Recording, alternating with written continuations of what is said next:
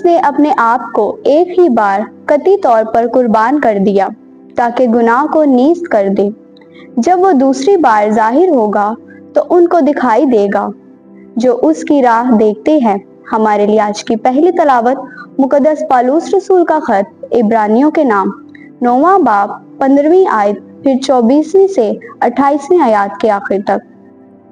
اے بھائیوں، مسیح نیا عہد لایا ہے اور اسی سبب سے وہ نئے عہد کا درمیانی ہے، تاکہ اس موت کے ذریعے سے جو پہلے عہد کے وقت کی خطاؤں کی معافی کے لیے ہوئی ہے، وہ جو بلائے گئے ہیں ابدی میراث موعودہ حاصل کرے۔ کیونکہ مسیح اس ہاتھ کے بنائے ہوئے مقدس میں داخل نہیں ہوا جو حقیقی مقدس کا نمونہ ہے، بلکہ آسمان ہی میں تاکہ اب سے خدا کے روبرو ہماری خاطر ظاہر رہے۔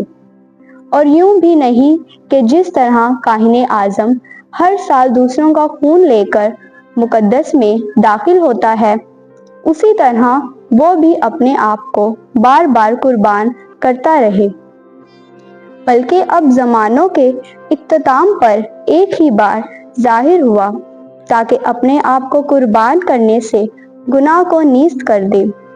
اور جس طرح آدمیوں کے لیے ایک بار مرنا مقرر ہے اور اس کے بعد عدالت کا ہونا، اسی طرح مسیح میں بھی یہی بار بتھیروں کے گناہ اٹھانے کے لیے قربان ہو کر دوسری بار بغیر گناہ کے ان کو دکھائی دے گا جو نجات کے لیے اس کی راہ دیکھتے ہیں۔